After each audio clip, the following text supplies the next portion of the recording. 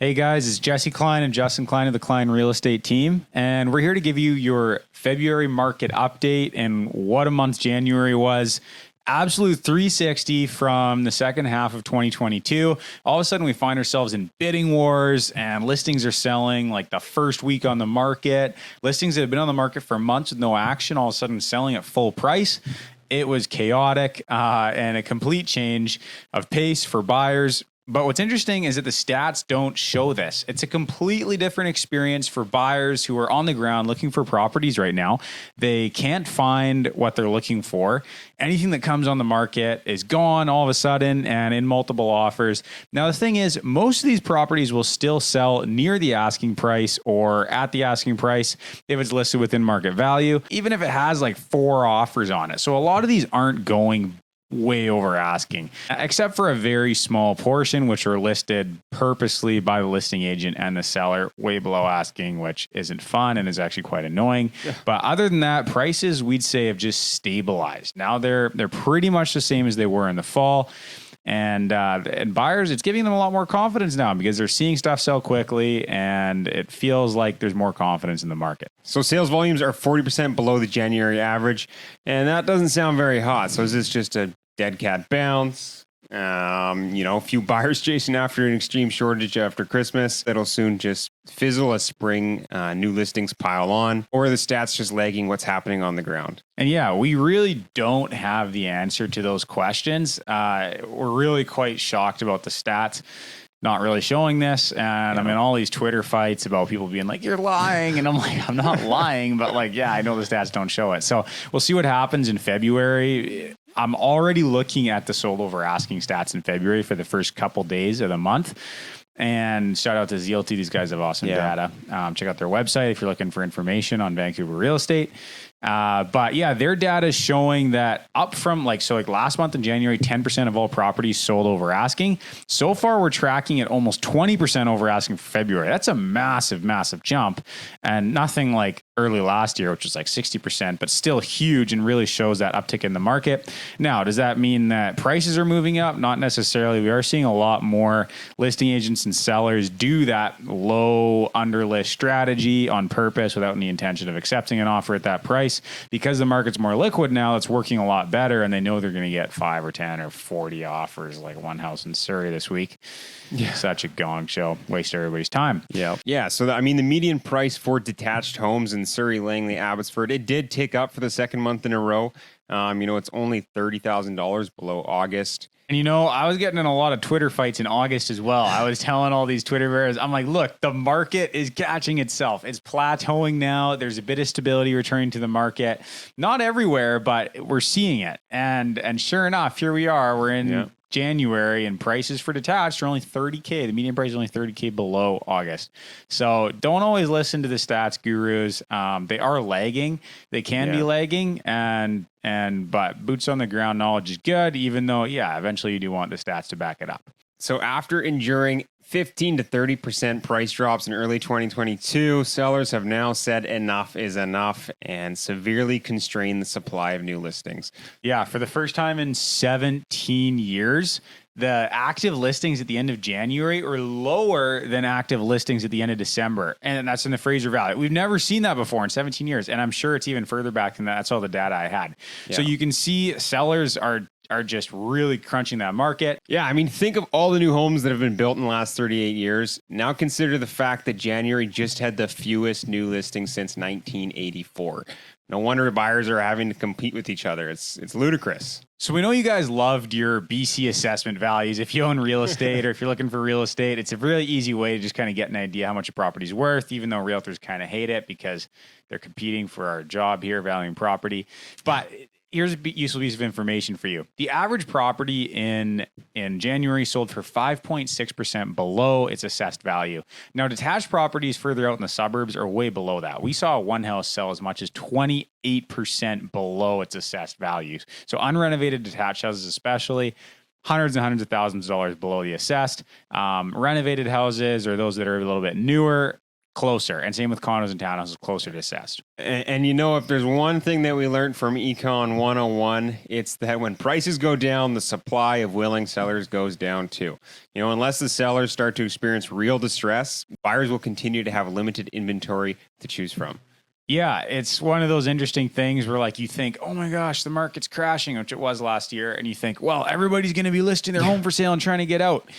And other than people like me who waited until the wrong time to list their home and sell and still didn't even get out fast enough, nobody really did. They all just said, screw it. We don't want to sell in a low market because there's no distress. Unemployment's still at 5%. And what's interesting is if we look at the history, unemployment's been as high as 15% in prior recessions in BC. And right now we're sitting at that 5% threshold. So I'm really hoping that we don't get up to that, 10 to 15% threshold later this year. That's what prior recessions were. Totally freaky.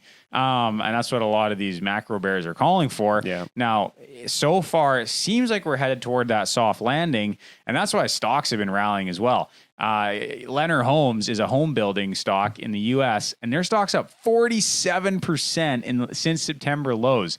I remember September, it was freaky times, right? We didn't know what was coming for us. And now that the Fed's released this data, hey, inflation's easing and we're Canada, Macklem said he's going to pause. And then the Fed, Powell came out and he's like, no pause. Yeah. He's like, we're the big boys. So we'll see what happens. Macklem might end up giving into the States, or maybe Canada's just a little more sensitive. So we pause here. But yeah, we've got our 5-year fix sitting around 5%, maybe a little bit over for 20% down or more. And then under 20%, I know people getting all the way down close to 4.5%. So it's getting low, lots of stuff in the high fours. And variables at 6.5 now, or 6.75. Ooh, that's painful. HELOC's in the 7s. Oh. Ouch. Lots of people going 1 to 3 year fixed right now, trying to mitigate that top end risk of hey, if inflation picks up again later this year and they raise rates again, I don't really want to have to experience that. So they go 1 to 3 year fix, hope it gets them through this uncertain time. Hopefully within a couple of years, rates have come down again and they can refinance and they're not stuck in this rate for a full 5 years. So I think that's a pretty good call. So Zilti's got a really insightful graph here. I'm going to throw it up on the screen. So you can see here, it's the distribution of sales by percent of asking price. So the majority of homes are selling between 93 and 100% of the list price. You get a few more people who are between that 88, 92 range, and then rarely deals happening as low as 83%. The low ballers. The low ballers, the lucky guys, yeah.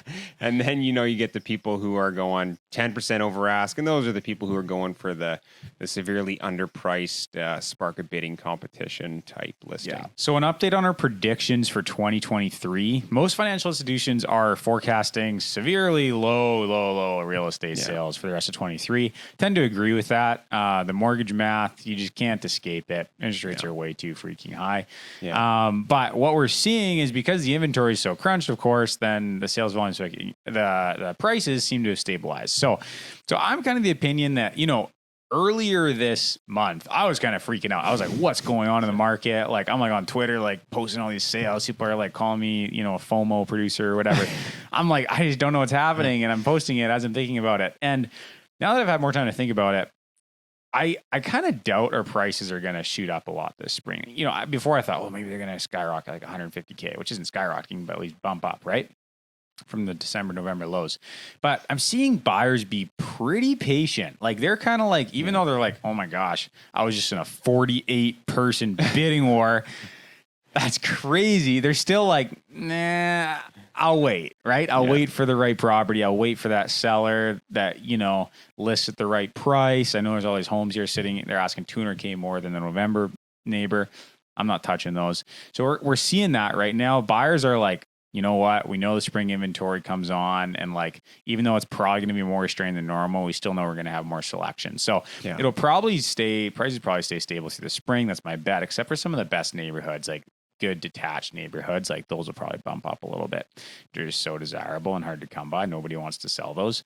And then after spring is a bit of a question mark. I don't think we're going to have a ton of inventory remaining, but I think we will have some stale inventory, and that we could see some more price cuts after spring. I really wouldn't be surprised. And then after that, it's all just macro stuff, right? Does inflation actually come down? Do the rate cuts actually happen? When do they happen? And anybody's guess. I'm not even going to talk about anything beyond that. So if you're thinking about buying a home right now, obviously the first thing you're going to think of is interest payments are crazy high, and they are. If you're not comfortable paying for the interest rates that they are right now, hoping that they're just going to come down in 2024, it's not the time to buy. We don't know if they're going to come down in 2024. I'd hold out and wait for that. If you are okay with your payment right now, you can still qualify for the same home as you did in 2021. Pretty close, yeah. Doesn't sound like it makes sense, but it actually does. Incomes are up 7% on average. So let's say you went from $140,000 to $150,000. Stress test rates up from 5.25% to 6.5%. And your maximum loan goes from $700,000 to $668,000. So similar. And, this is with interest rates being 1.8% last year or 2 years ago in 2021 to being 5% now. But your mortgage payment goes from $2,500 to $3,500, obviously with an interest expense through the roof. That's the biggest part. Interest was $1,000 and now it's $2,700. Yeah, and that's really the killer that we're seeing is like people don't want to pay that interest to the bank. They just feel like they're flushing that money down the toilet every month, right? Like your interest expense is like 2.5x what it was 18 months ago. So it's not so much the payment, the payment's up 20, 30%. People can still qualify for about the same, but the interest, you're not paying down your principal, you're just paying the bank, and people hate that. And that's what's really holding people back right now. So that's when we say that, like, if you want to buy, the market does appear to be stabilized. It's a much safer time to buy than last year. Wouldn't be too concerned about it. Of course, macro could deteriorate or whatever, go for another leg down. Who knows, right? But the main thing is, are you comfortable with the current interest rate, right? Is that something you're comfortable with? And if you're not, then you should probably wait until we actually have more data that rates are going to come down, even though they are projecting them to come down. All right, let's give you guys some anecdotes from the trenches. These aren't deals that we were all directly involved in. These are just stories that we've heard and some of the message we've received from other realtors locally. So this first one here is a renovated house in Brookswood listed at 1,338, and this house had 80 people come through the open house on the weekend, and they do have an accepted offer. The price has not been released yet because it's not firm. This is a 2,156 square foot house in South Surrey. Killer deal. Sold for $1,050,000. Yeah. $412,000 below the assessment value. This was a smoking deal. I had so many people tell me they'd buy that right now if they could. When they saw the sale, everybody's like, man, this thing got stolen. Yeah. So, wow, that's a good one. This two-bed Metrotown condo got 17 offers. Ludicrous. Now, they listed it like $70K below, $60K below what they should have. It's probably worth about $850. Listed at $788. Of course, everybody shows up, wants a deal. Ends up selling for $920. $920 was the price that these were selling, similar units were selling for in spring last year. So it should have been down 8% from there. Sold for about $850. I figured sold way over that. So I don't know if that's indicative of the Metrotown market just popping back hard, or if it's more so just buyer really wanted that place and was like, screw it, I'm paying last year's prices for it. So early signs, but I wouldn't rush out and pay last year prices for a condo in Metrotown. I think you can still get better deals than that. So this one here is a 3,300 square foot house in Surrey. It was listed at $1.6 million, and it got 12 offers, but the offers fell apart and it struggled to sell firm. Yeah, and they have sold firm now, and we're waiting to get that price. But yeah, it was a little bit harder, and lots of offers below asking too. So that's the thing. Like, these properties list, and it's like, oh my gosh, 17 offers. Well, it's like, okay, well, how many of those are like 50 or 100K below market value, right? And a lot of them are, I'm telling you. And then you got a few at the top that are real contenders, right? But 3-bed Langley townhouse just sold for $800K, which is $40,000 lower than their neighbor sold for in November. Yeah. A little bit of a narrative violation there. Now, this one was tenant occupied, and those properties always sell for less. But still, you know what? Decent buy. Yeah, and then the last one we got here, house in Surrey, listed at $1 million is my favorite one. 48 offers. How many people did you say went through it? Like 400 people to the open house. 400 people. Silly. Completely silly. Honestly, huge waste of everybody's time. Yeah. But whatever. I guess it's the seller's decision Yeah. to do that. So, yeah, a neighbor actually sold for 1.25 in December. So this thing was listed $250K under what it should have been. It's a really nice neighborhood in Surrey, unrenovated, but nice home.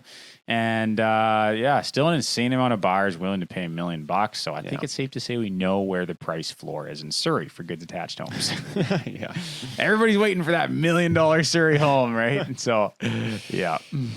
So ultimately, we believe, a severe deterioration in affordability will continue to restrain price growth. The market simply can't escape the mortgage income math. There's small pockets like West Van that maybe can, where Buyers are using assets and cash instead of their income. Right, I think the median income in West Van is like outrageously low because nobody works, right? They also have money. So, it's a completely different market. Completely different. But for the rest of the market, right? Even like as soon as you're into like Vancouver East, right? Yeah. And much in North Van too.